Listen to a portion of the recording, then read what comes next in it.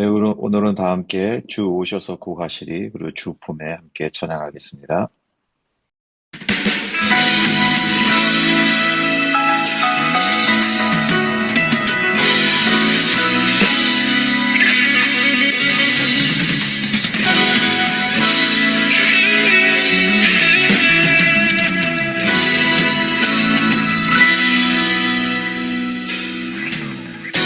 두려운 마음 가진 자여 놀라지 말라.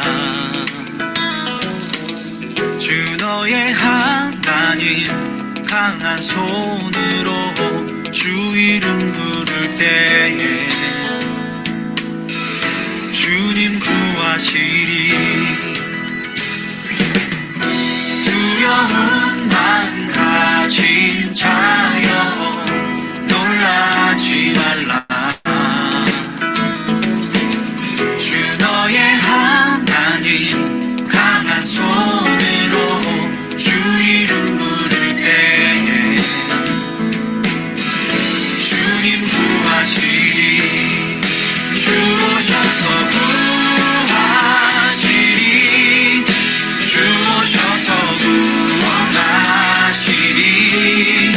약한 자들에게 강한 능력으로 주 오셔서 구원하시리. 주 오셔서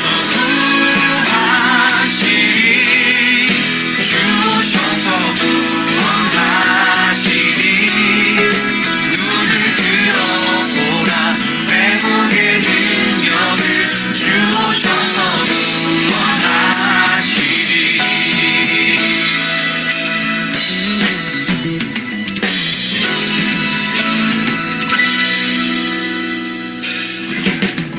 상한 마음 가진 자여 낭만치 말라.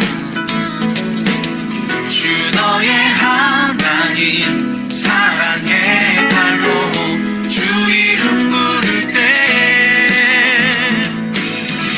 주님 구하시리. 주 오셔서 구하시리. 주 오셔서 구원하시리. 약한 자들에게 강한 능력으로 주 오셔서 구원하시리. 주 오셔서 구하시리. 주 오셔서 구원하시리. 눈을 들어보라. 회복의 능력을 주 오셔서 구원하시리.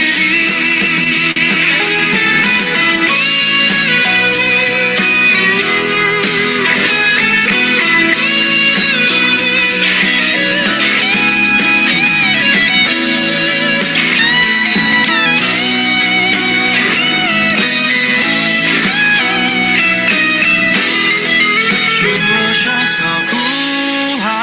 구하시리. 주 오셔서 구원하시리. 약한 자들에게 강한 능력으로 주 오셔서 구원하시리. 주 오셔서 구하시리. 주 오셔서 구원하시리. 눈을 들어보라.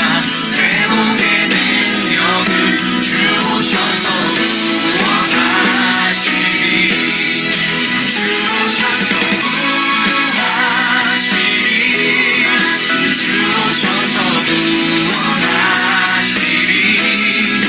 약한 자들에게 강한 능력으로 주 오셔서 구원하시리.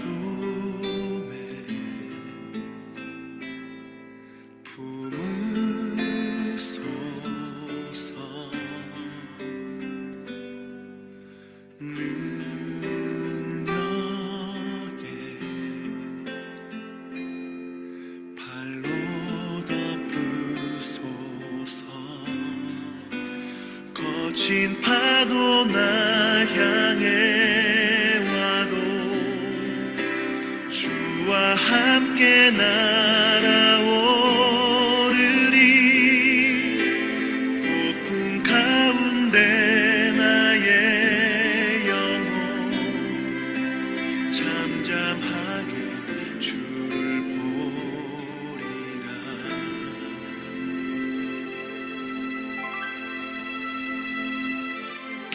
주님 안에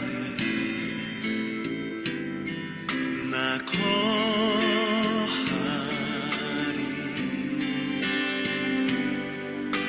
주는요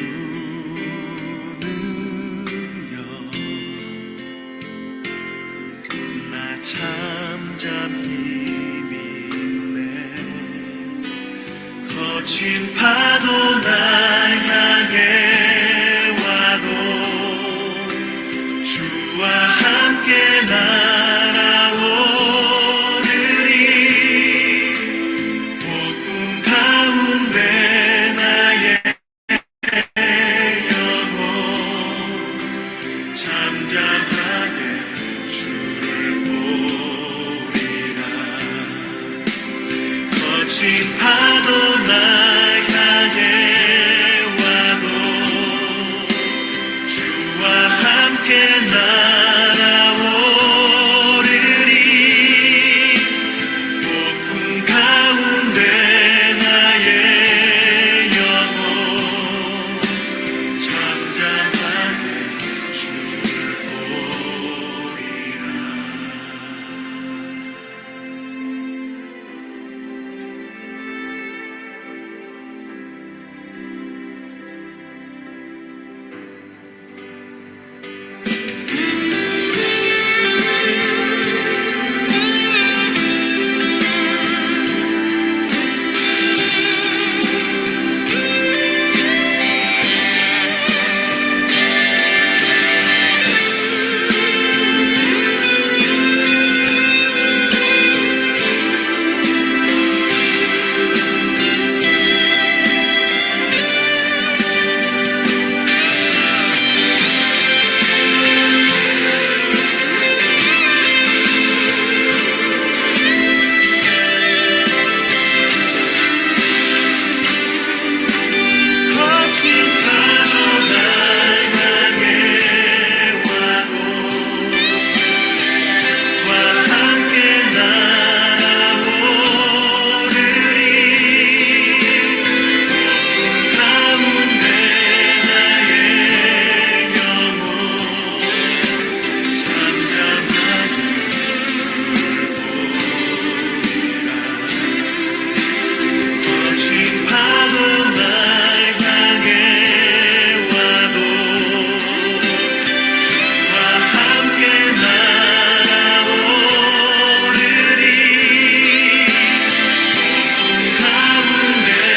나의 영혼 잠잠하게 주를 보리라.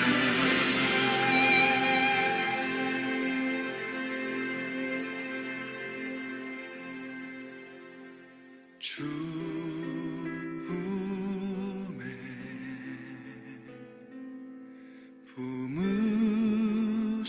품으소서. 능력에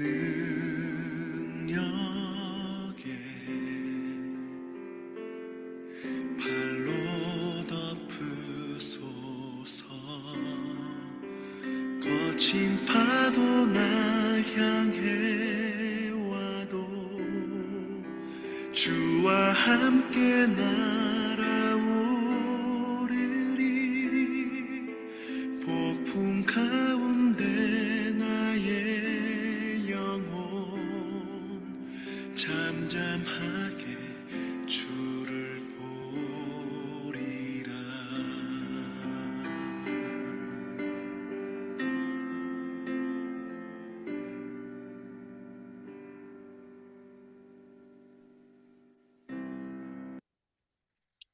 함께 기도하겠습니다. 하나님 감사합니다. 저희들 주님을 예배하는 이 자리로 불러주시고 찬양하며 하나님의 말씀을 듣게 하는 시간 갖게 해 주심을 감사드립니다. 또한 우리가 기쁜 마음으로 또한 감사한 마음으로 함께 모여 주님을 찬양할 수 있도록 인도해 주셔서 또한 감사드립니다. 우리가 날마다 예배할 때에 온 마음을 다해 정성을 다해 주님을 예배하는 우리 좋은 친구 교회 한 영혼 한 영혼 되게 하시고 하나님을 예배함으로 말미암아 하나님의 임재 가운데 나아갈 수 있는 그 가운데 살아갈 수 있는 저희들 한 영혼 한 영혼 될 수 있도록 하나님 또한 인도하여 주옵소서. 우리가 살아가는 매 순간순간 우리가 살아가는 삶의 자리 가운데서 그곳이 하나님의 나라임을 기억하게 하시고 하나님의 은혜 가운데 하나님의 은혜로 살아가는 것임을 늘 기억하며 감사히 고백할 수 있는 저희들 또한 되게 하여 주옵소서. 하나님 이 세상 가운데 하나님께서 역사하시고 간섭하여 주시기를 소원합니다. 이 세상은 여전히 전쟁과 가난과 고통 가운데 살아가는 수많은 사람들이 있습니다.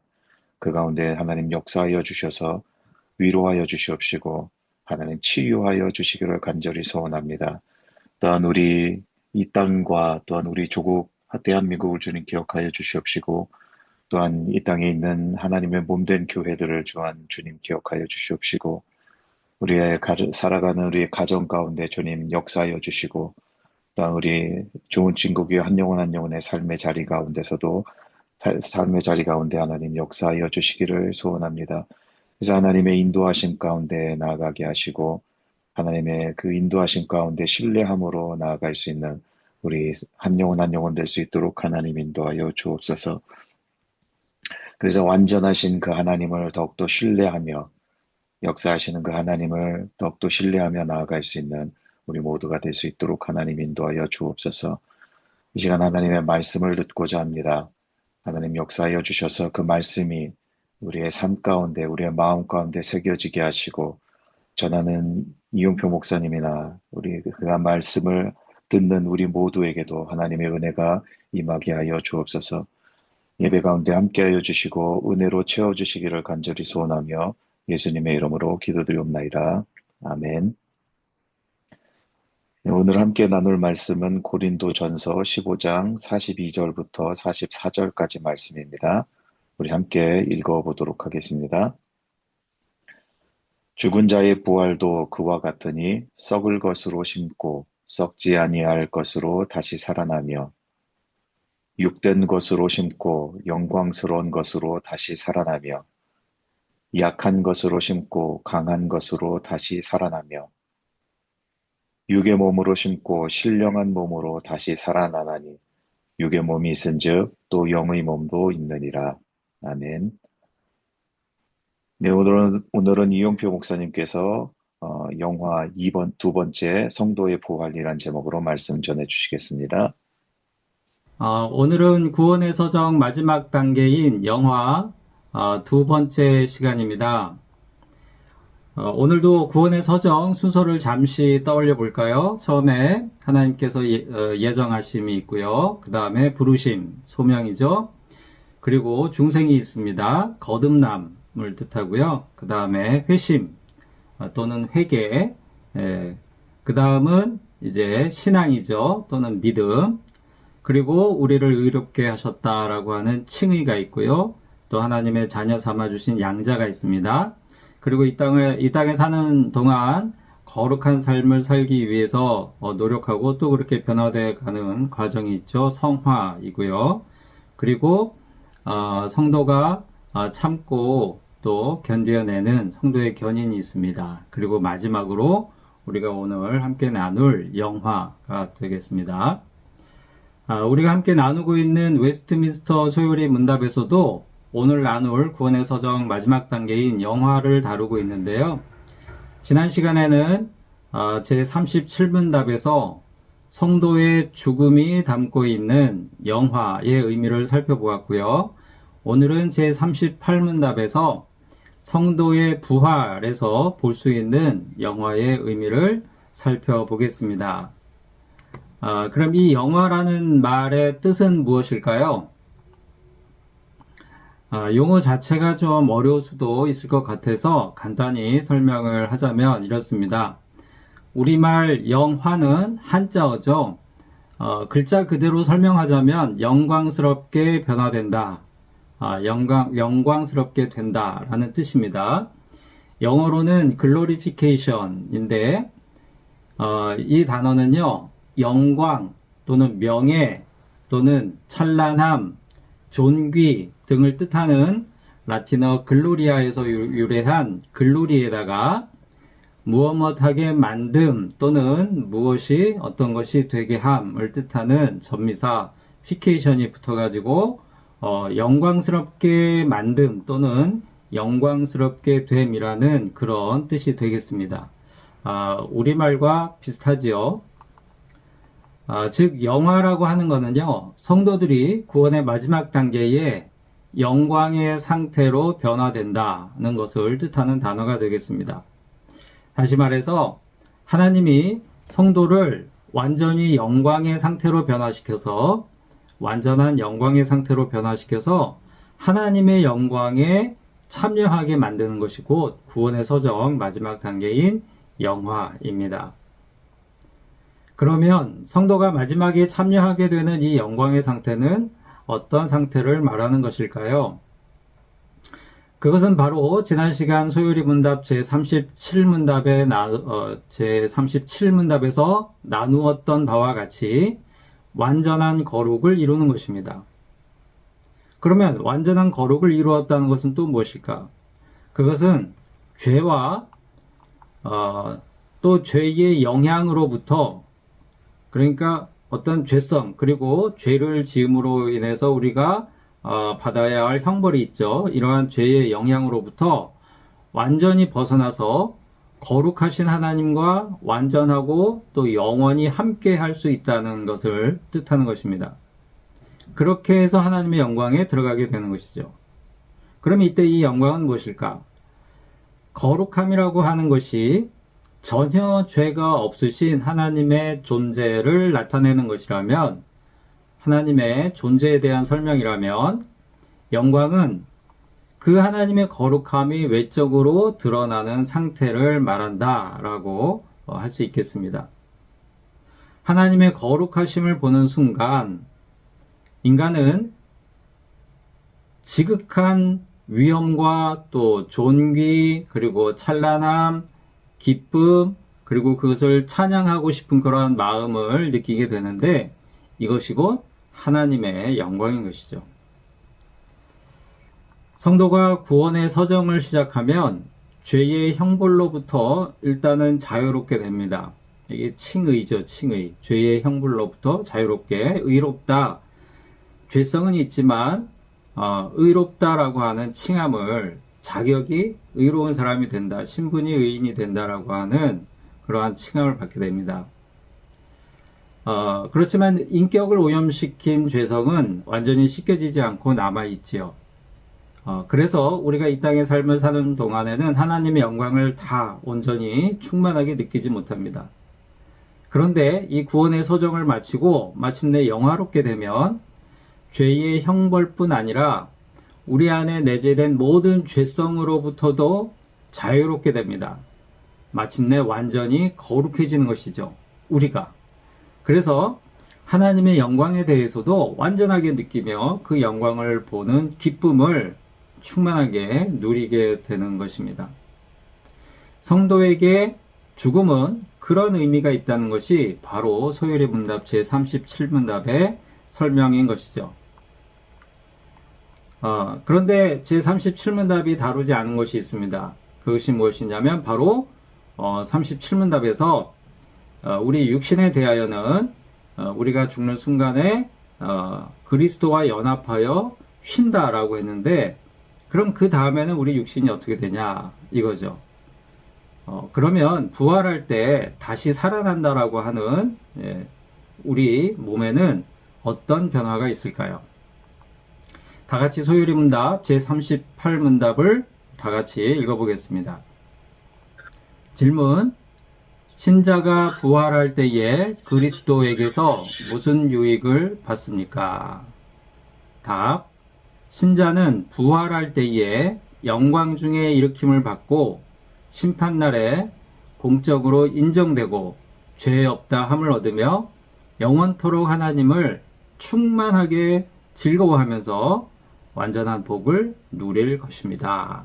제가 답을 다시 한번 읽어볼게요. 신자는 부활할 때에 영광 중에 일으킴을 받고 또 심판날에 공적으로 인정되고 죄 없다 함을 얻으며 영원토록 하나님을 충만하게 즐거워하면서 완전한 복을 누릴 것입니다. 신자, 곧 성도가 부활한다는 말은 몸의 부활을 말하죠. 그러면 이 몸의 부활은 언제 일어나느냐? 부활하신 예수님께서 세상에 다시 오시는 재림의 때, 이거는 우리가 다 잘 알고 있죠. 그 예수님께서 다시 오시는 재림의 때에 죽은 자들의 몸도 다시 살아난다는 것은 성경이 증언하고 있습니다. 이인영 목사님이 예전에 나눠주셨던 본문이죠. 데살로니가전서 4장 16절에서 17절 말씀에 이렇게 나옵니다. 제가 읽어보겠습니다. 주께서 호령과 천사장의 소리와 하나님의 나팔 소리로 친히 하늘로부터 강림하시리니 그리스도 안에서 죽은 자들이 먼저 일어나고 그 후에 우리 살아남은 자들도 그들과 함께 구름 속으로 끌어올려 공중에서 주를 영접하게 하시리니 그리하여 우리가 항상 주와 함께 있으리라. 주께서 친히 하늘로부터 강림하신다고 합니다. 재림이지요. 이 말씀은 예수님께서 재림하실 때 죽어있던 자들의 몸이 부활할 것이며 그 순간 죽지 않고 살아있는 자들과 함께, 그러니까 예수님이 재림하실 때 살아있는 상태로 그 재림을 맞이하는 그런 자들은 그때에 함께 주님을 영접하게 될 것이다 라고 하는 그런 내용의 말씀인 것입니다. 우리가 읽은 소위의 문답 제38문답은 우리가 이 부활의 때에 받는 첫 번째 유익이 무엇이냐? 그것은 영광 중에 일으킴을 받는 것이다 라고 설명하고 있습니다. 영광 중에 일으킴을 받는다. 이 말씀은 우리 몸이 부활하되 몸과 달라진 점이 있을 것인데 그 달라진 점은 영광스러워진다. 영광스러워진 몸으로 부활한다 라고 하는 것이죠. 그런데 이때 우리가 몇 가지 질문을 하게 됩니다. 과연 우리 몸은 그러면 어떤 모습으로 부활하게 되는 걸까? 영광스러운 모습으로, 영광스러운 몸으로 부활한다면 그럼 살아생전의 모습은 완전히 사라지는 것인가? 그리고 전혀 새로운 모습을 갖게 되는 것인가? 그렇지 않다면 어떤 모습은 남아있고 또 어떤 모습은 달라지는 것일까? 이런 것들을 우리가 생각해 보게 되는 것이죠. 이에 대해 성경 말씀은 부활하기 전, 그러니까 이 땅을 살아가는 이때의 우리 몸과 그리고 부활 후의 몸에 대해서 같은 점, 그러니까 연속성이 있고요. 또 달라지는 점, 다른 점이 있다. 불연속성, 연속성과 불연속성의 두 가지 개념으로 설명을 합니다. 먼저 불연속성, 그러니까 달라지는 것은 무엇일까요? 오늘 읽은 본문 말씀 고린도전서 15장 42절에서 44절 말씀을 우리 한 번 더 읽어보겠습니다. 네, 42절. 죽은 자의 부활도 그와 같으니 썩을 것으로 심고 썩지 아니할 것으로 다시 살아나며 욕된 것으로 심고 영광스러운 것으로 다시 살아나며 약한 것으로 심고 강한 것으로 다시 살아나며 육의 몸으로 심고 신령한 몸으로 다시 살아나나니 육의 몸이 있은즉 또 영의 몸도 있느니라. 아멘. 이해를 돕기 위해서 이 같은 말씀을, 같은 본문을 세번역 버전으로 제가 다시 한번 읽어보겠습니다. 우리가 읽은 것은 개역개정 번역판이고요. 세번역 버전으로 다시 제가 읽어보면 죽은 사람들의 부활도 이와 같습니다. 썩을 것으로 심는데 썩지 않을 것으로 살아납니다. 비천한 것으로 심는데 영광스러운 것으로 살아납니다. 약한 것으로 심는데 강한 것으로 살아납니다. 자연적인 몸으로 심는데 신령한 몸으로 살아납니다. 자연적인 몸이 있으면 신령한 몸도 있습니다. 이 말씀에 따르면 죽기 전에 우리 몸은 썩고 비천하며 약합니다. 그리고 자연에 속해서 자연의 순리를 따를 수밖에 없는 그런 자연적인 몸이지만 부활하는 몸은 그와 다르게 다시는 썩지 않을 몸이고 그 자체로 영광스러운 몸이 됩니다. 질병에 걸리고 고통을 느끼는 약한 몸이 아니라 강한 몸이 되고 자연의 이치에 매이지 않는 신령한 몸이 될 것이다 라고 우리에게 가르쳐 주시는 것이죠. 그러면 죽기 전의 몸, 이 생을 살면서 지녔던 몸, 그러니까 우리는 지금 현재의 이 몸은 완전히 사라지고 전혀 새로운 몸으로 부활하느냐? 성경은 그거 역시 그렇지 않다라고 가르칩니다. 부활하기 전후의 몸에는 이렇게 이어지는 연속성도 있음을 보여주는데 그 사례를 부활하신, 우리보다 먼저 죽음을 경험하시고 부활하신 예수님의 모습에서 볼 수가 있습니다. 요한복음 20장 27절 말씀에 이런 내용이 나옵니다. 제가 한번 읽어보겠습니다. 도마에게 이르시되 내 손가락을 이리 내밀어 내 손을 보고 내 손을 내밀어 내 옆구리에 넣어보라. 그리하여 믿음 없는 자가 되지 말고 믿는 자가 되라. 도마가 예수님의 손과 옆구리에 난 상처를 내가 직접 만져보지 않고는 예수님의 부활을 믿지 못하겠다라고 제자들한테 얘기를 했었죠. 그러니까 예수님이 나중에 부활하신 예수님이 나중에 모여있는 그 자리에 다시 오셔가지고 이번에는 그 자리에 도마도 있습니다. 그 도마에게 자신의 몸에 있는 못자국과 또 십자가에서 찔렸던 그 창자국을 보여주시고 만져보라고 하시는 것이죠. 예수님께서 부활하셨을 때 그 몸에는 죽으시기 전에 있었던 어떤 흔적이 그대로 남아있음을 우리가 보게 됩니다. 또한 예수님은 죽으시기 전과 같이 음식을 드시기도 했습니다. 누가복음 24장 41절에서 43절 말씀을 보면 이렇게 나옵니다. 그들이 너무 기쁨으로 아직도 믿지 못하고 놀랍게 여길 때에 이르시되 여기 무슨 먹을 것이 있느냐 하시니 이에 구운 생선 한 토막을 드리니 받으사 그 앞에서 잡수시더라. 이러한 모습은 예수님께서 죽으시기 전에 그 가졌던 속성을 부활 후에도 지니고 계심을 우리가 보게 되죠. 여기에서 우리는 부활 전후에 우리 몸은 어떤 연속성을 또 지니고 있음을 보게 됩니다.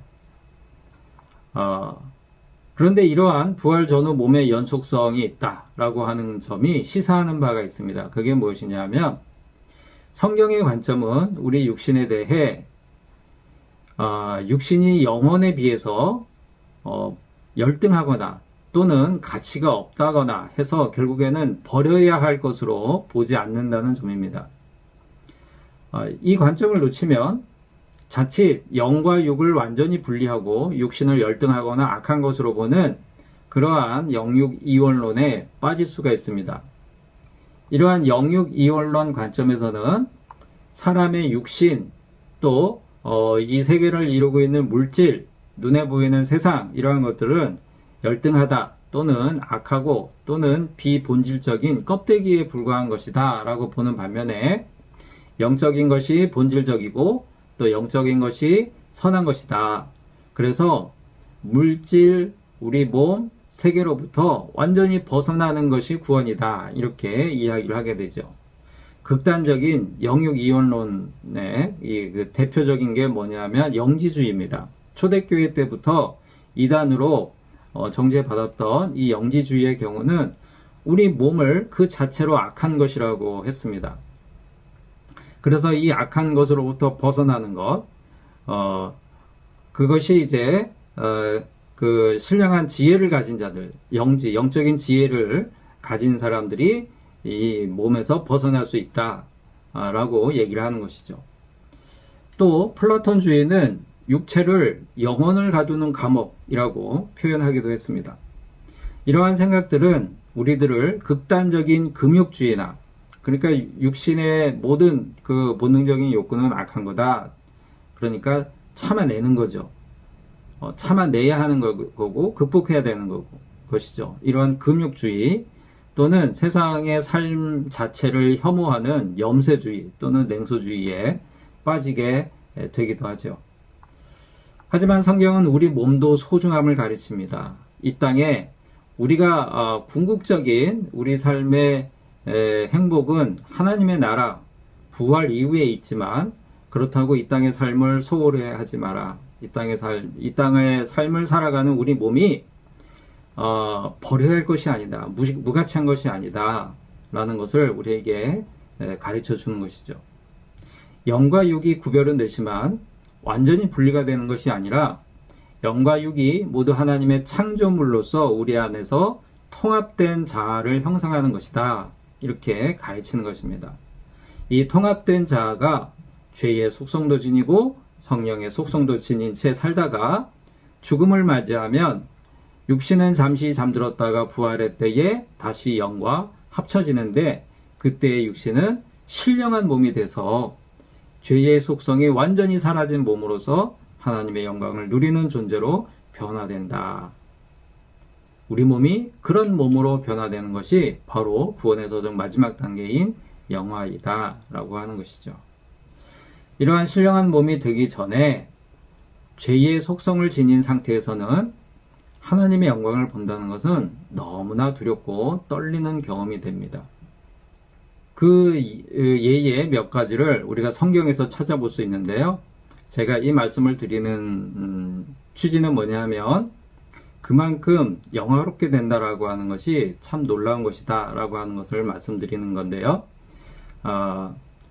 그러니까 부활하기 전, 영화롭게 되기 전에 몸을 가진 상태에서는 하나님의 영광에 들어간다라고 하는 것이 어떤 것인지, 그것을 먼저 성경에서 우리에게 가르쳐 준다는 것입니다.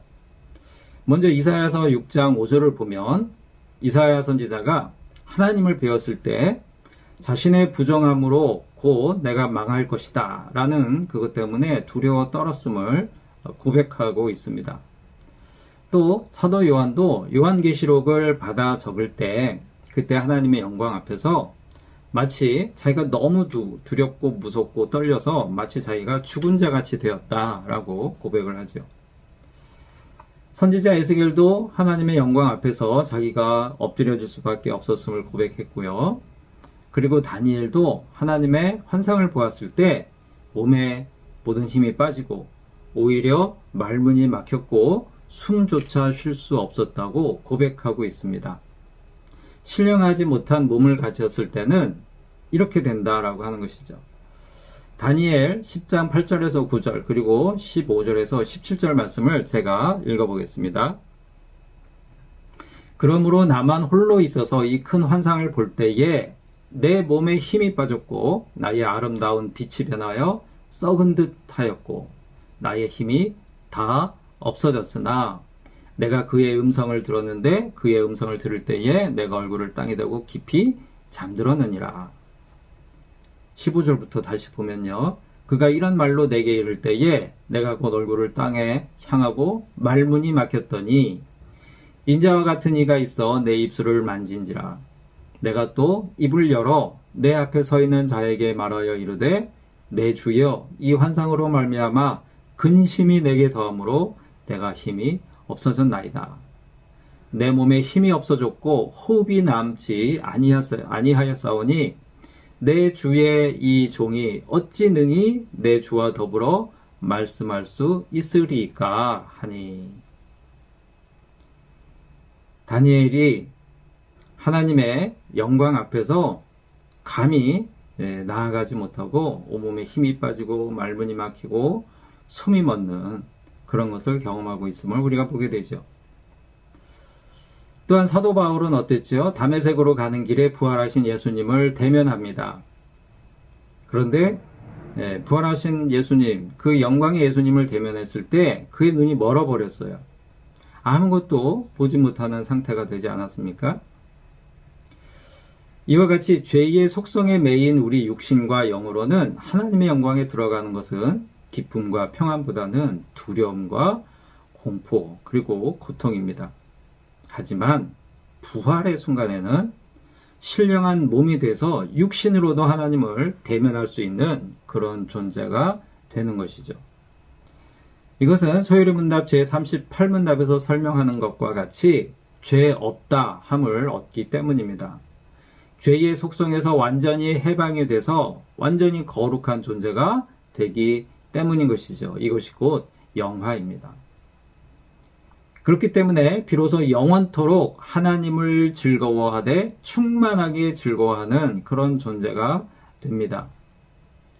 하나님을 즐거워한다.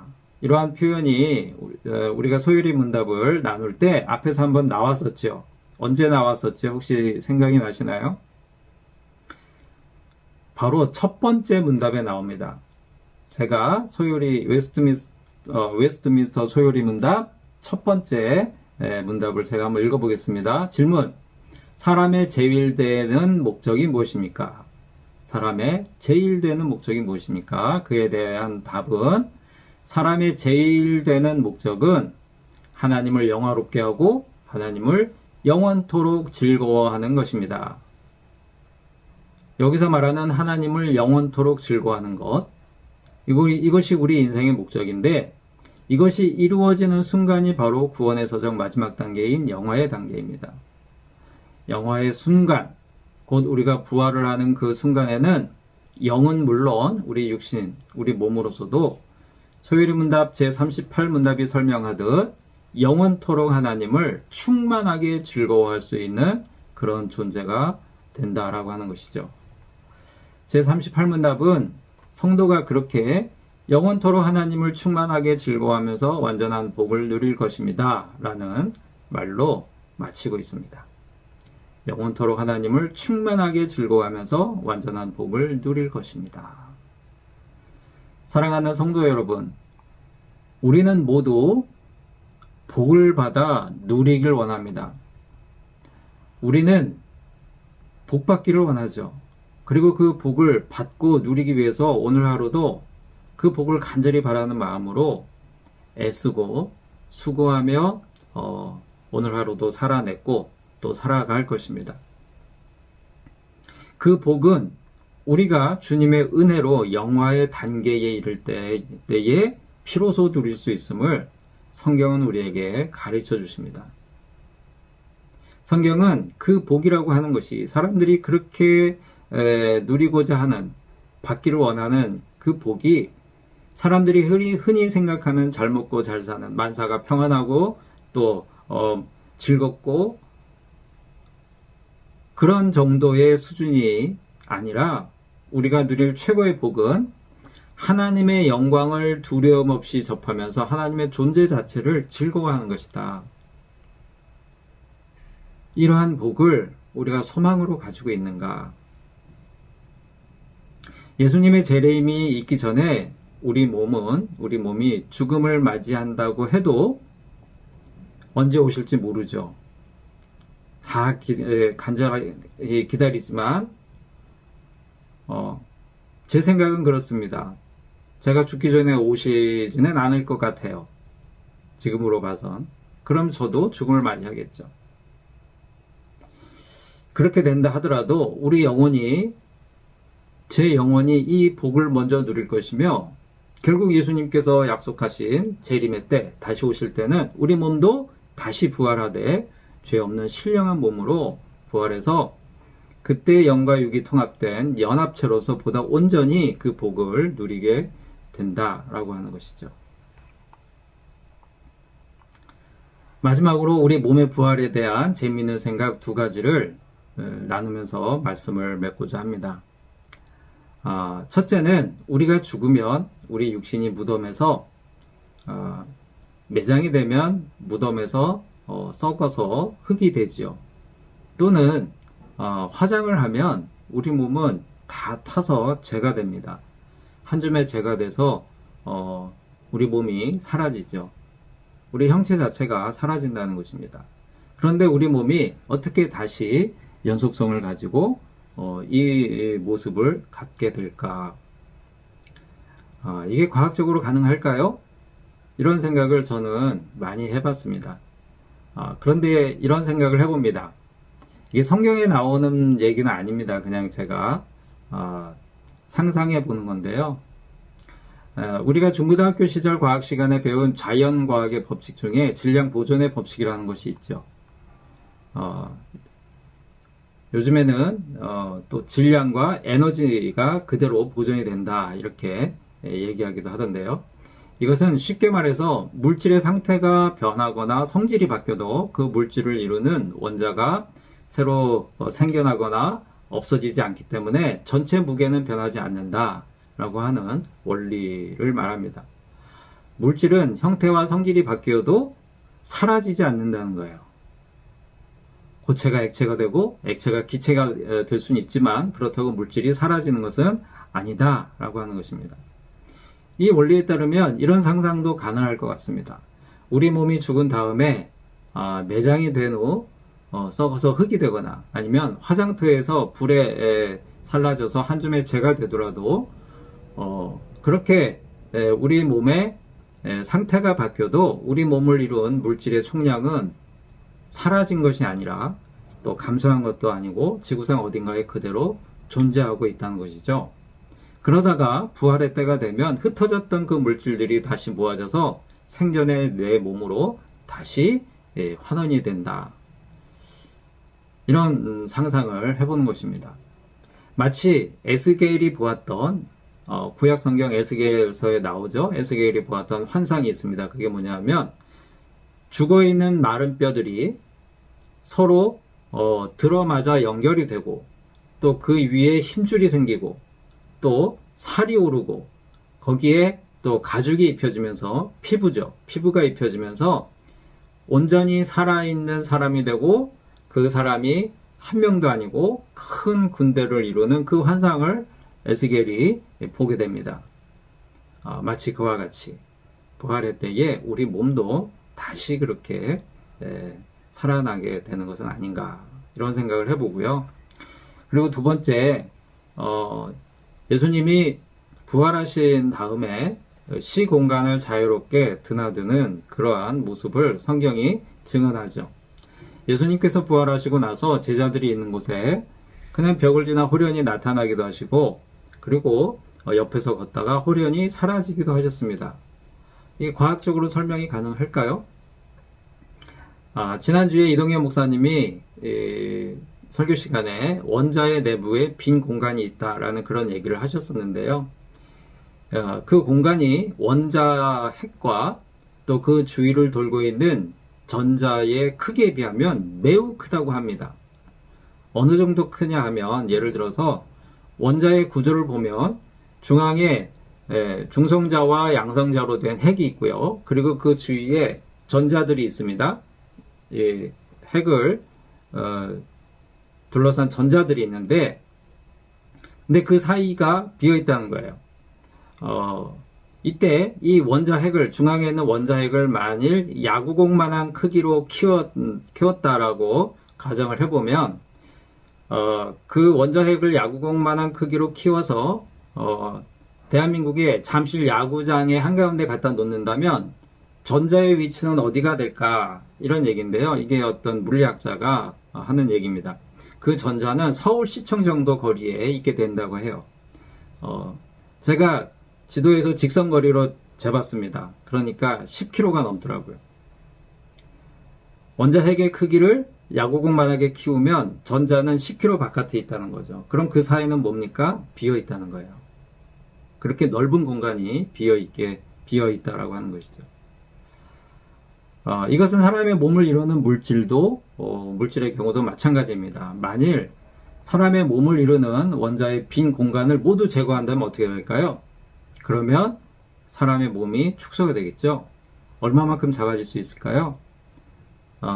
어떤 물리학자가 이런 말을 합니다. 현재 지구에 살고 있는 인구를 100억 명으로 보고 그 사람들의 몸을 이루는 원자의 빈 공간을 다 제거하고 압축을 한다면 이 100억 명의 사람들이 지름 1cm 정도의 자갈 크기로 작아진다고 그래요. 100억 명의 사람이 그렇게 작아지는 것이니까 사람 한 명은 얼마나 작아지는 걸까요? 그런데 만일 부활 후에 우리가 우리 몸의 크기를 자유롭게 그 빈 공간을 자유롭게 조절할 수 있는 그러한 능력이 생긴다면 벽 하나쯤 그냥 통과하는 것은 일도 아니지 않을까요? 마치 호련히 나타났다 호련히 사라지는 그런 것처럼 보일 수 있겠죠. 이것은 어디까지나 그냥 과학 상식에 근거한 제 상상일 뿐 성경의 가르침은 아닙니다. 그러니까 다른 오해는 하지 마시기 바랍니다. 사랑하는 성도 여러분, 분명한 것은 예수님의 재림과 함께 부활하게 될 우리 몸은 이 땅의 모습의 흔적도 있을 것이고 전혀 새로운 모습도 있을 것입니다. 물론 새로운 모습이 더 많겠지요. 육의 몸이 아닌 신령한 몸이 되어 죽음도, 질병의 고통도, 장애의 연약함도, 정서적인 문제도, 의지의 부족함도 없을 것입니다. 하나님에 대해서도 희미한 거울로 보다가 눈으로 직접 보듯이 더욱 분명하게 알게 될 것입니다. 또한 하나님은 물론 함께 있는 모든 존재를 사랑할 수 있는 능력을 갖게 되겠죠. 그리고 죄 없는 거룩한 존재로서 하나님의 영광 속으로 들어가 영원토록 하나님을 즐거워하는 인생 최고의 복을 누리게 될 것입니다. 이것이 예수님을 메시아로 고백하며 삶의 주인으로 모시는 성도들이 구원의 마지막에 누릴 영화입니다.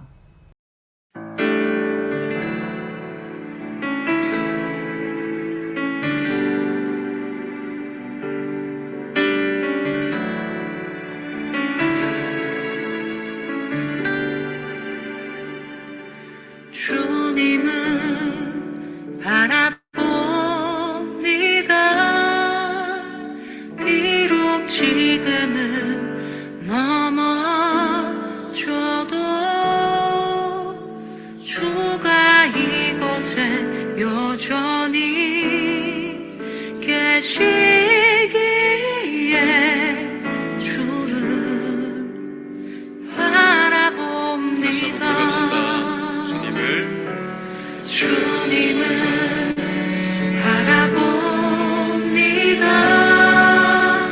비록 지금은 넘어져도 주가 이곳에 여전히 계시기에 주를 바라봅니다. 세상은 여전히 어둡고 우리 두 눈 가리워 한치 앞길 우리 알 수 없으나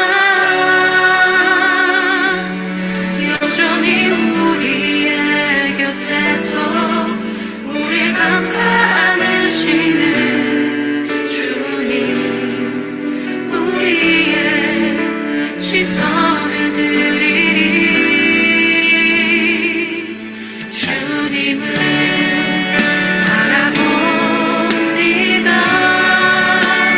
비록 지금은 넘어져도 주가 이곳에 여전히 계시기에 주를 한번더 고백할까요? 주님을 바라봅니다. 주님을 바라봅니다. 비록 지금은 넘어져도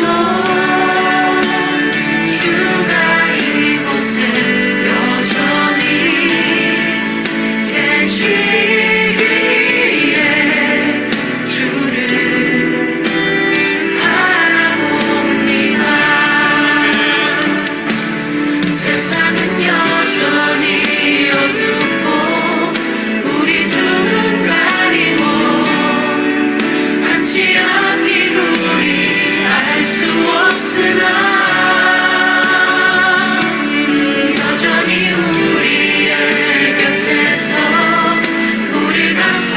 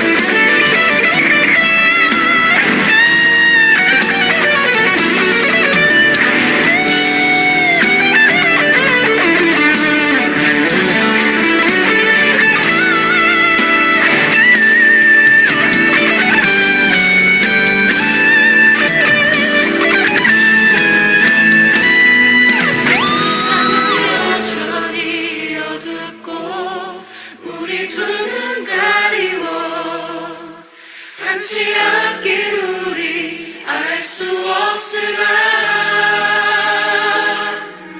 여전히 우리의 곁에서 우리 감싸 안으시는 주님, 우리의 시선을 드리